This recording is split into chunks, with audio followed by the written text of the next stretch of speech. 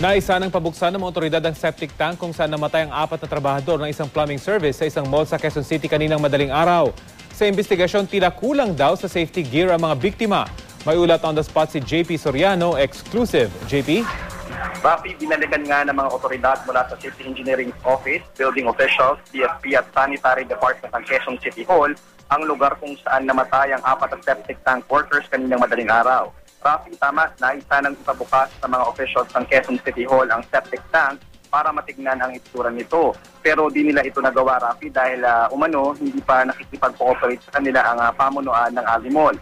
Ayon sa kanilang inisyal na investigasyon, Rafi, aabot daw sa 10 to 12 feet o katumbas ng isang palapag ang lalim ng septic tank na ito. Nalaman rin nila na andito rin ang tinatawag na grease trap na nagsisilbi ring labasan ng sebo at iba pang dumi mula sa restaurant sa paligid ng mall.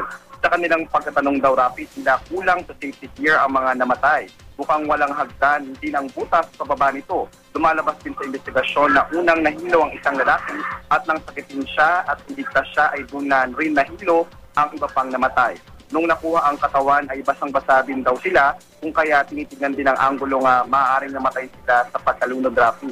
Nais malaman ngayon ng otoridad kung mayroon bang aksidenteng nagbukas ng water system sa gusali o labas man ng kalsada na siyang nagdulot ng pagtaas ng tubig sa loob ng septic tank. Sinabi rin naman ng Alimol Rafi na nakikipag-coordinate sila sa pamilya ng namatay para magbigay ng tulong. At sa ngayon, Rafi, business as usual lang ang lugar kung saan nangyari ang aksidente sa ngayon. At yan muna ang latest mula rito sa Cubao. Balik sa iyo, Rafi. Maraming salamat, JP Soriano.